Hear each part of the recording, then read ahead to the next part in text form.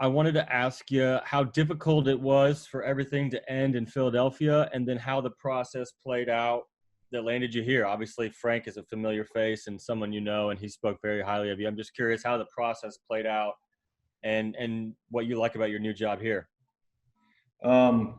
Absolutely. I guess first, Zach, before I get started, I just would like to say that I couldn't be more proud to be part of an organization that I am. Being with the Indianapolis Colts. Frank Reich is our head coach, Chris Ballard, GM, the Irsay family. And never been more evident than the last couple of days. Under the circumstances, we've had some dynamic conversations as a team, and so some powerful conversations that we've had, and certainly want to be respectful to everybody there. So I just am really proud of the leadership that we have here, and it's just been really enlightening, and enabled a lot of people to find out what's truly going on, and to understand the situation. In terms of how things ended in Philly, they ended how they ended, and that's not uncommon in the NFL. I mean, I'm proud of a lot of things that we accomplished in the 3 years that I was here in Philly. One of 4 teams to make the playoffs in the last 3 years, which I think kind of just says it all in a nutshell there. And then I had a great relationship with Frank, and he reached out to me and want to see if there's a way to be able to make it work with me in Indy. And I'm just very thankful that to be there with him, and be working with Nick and the rest of the guys on the offensive staff, and look forward to getting in the same building with everybody and out on the grass. Kevin Bowen. Hey, Mike, thanks for your time this morning. What was your college evaluation on Parris Campbell and the Colts, and especially Frank has always said, we feel like he can become kind of a full route tree guy, and kind of what areas do you think he needs to make strides to reach that point? Well, I think number one, I mean, it's hard to judge Parris's season last year. He just, he was faced with so many different injuries, and really liked him coming out of Ohio State, that he was a dynamic with the ball in his hand. I thought he had elite speed. So he's able to stretch the defense and stress the defense vertically, really on all levels. Get the ball to him quickly. I saw the potential to be a very good route runner. Wasn't asked to do a whole lot of that at Ohio State, but I really think that his best football and in terms of becoming a complete receiver is still out in front of him. He's extremely bright. He's tough. He's willing to do anything that is required of him, in whatever role that we need him to play. And he's somebody that defense has to be aware of, because he can get behind you and score in one play. Joel Erickson. Yeah, Coach. With a young guy like Parris or Michael Pittman, who hasn't played a lot, is it harder not having the hands-on time this offseason? And do you think they can still? I know there were guys in 2011 when the lockout happened that were rookies and came in and had big production. So what's the challenge of losing some of that hands-on time early? Yeah, I mean, there's no replacing Joel being out of the field or being really being in the same room together. So I got to give the guys a lot of credit in terms of their diligence, their attention. They've been present when we've had these meetings. They certainly have been very focused on everything that we've done. You could tell the veteran group we're very well coached. Kevin's done a great job in coaching a group, and Nick and Frank, and so everybody is locked in on the details of their position. And we just, as soon as we can all get together and get out there, and those guys can physically get the reps, that we got to get them up to speed, and I feel very confident that we'll be able to do that. Jim Aiello. Hey, Mike, thanks for doing this. Nice to meet you, by the way. Good to meet you.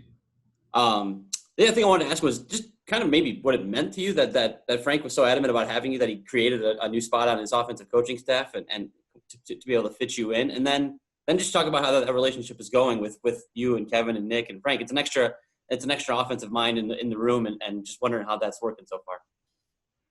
Yeah, I mean, had a great relationship when Frank and I were together here in Philly. Obviously, we enjoyed a very special year together, and I have a lot of respect for Frank, not only as a football coach, but as a man and as a leader of men. And so it was a tremendous opportunity, and I'm honored to be here. And I think that the working relationship between Nick, myself, Kevin, Strauss, J. Mike, Rath, really everybody there on the offensive staff has been great. We've been able to meet really on a daily basis throughout the time that we've been outside of the building, and adapted to the circumstances very well. And I think been very productive with our meetings and our discussions. So again, just like with the players, very excited to get back into the building and to roll up our sleeves and get to work. And hopefully we can get that done on time. We'll go 2 more questions. Stephen Holder. Hey, Mike, how you doing? Good, Stephen. How are you? Good. I'm wondering something. When you coach a position, obviously teaching is always a big part of that job, but you kind of have a lot of young guys that don't have a lot of experience but have a lot of upside. How big a part of, how much do you embrace that part of the job particularly? Is that something that you really gravitate to, just the teaching and molding part of it? Well, I think when you've got guys that are younger, that have less experience at this level, they're very eager, and they want to hear everything that you have to say. And there's a process that goes into that in terms of evaluating their game, trying to figure out, what their strengths and weaknesses are, and putting them in the right position to be successful.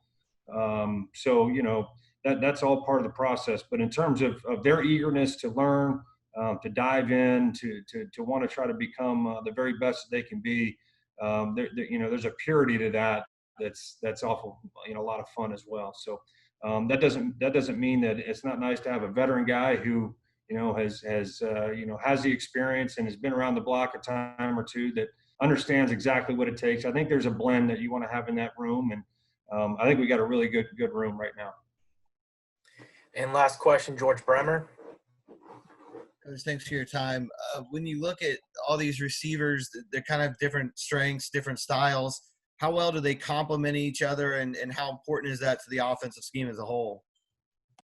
Yeah, I think when you're putting together a receiver group, you're looking to put together a group of guys with different skill sets, exactly like you said, George. If you get guys that all do the same thing really well, then you're a little bit easier to defend. So, in putting our group together, we're looking for guys that have unique skill sets. Use the analogy as a basketball team in my past. You want guys that can obviously bring the ball up. You want guys that can score off the dribble, shoot the three, post up. So when you get that complementary blend of guys, and that doesn't just focus solely on the receiver group, and that'll include tight ends and running backs in that equation. I think then you have the opportunity to create one-on-one matchups, and that makes you really hard to defend for a defense.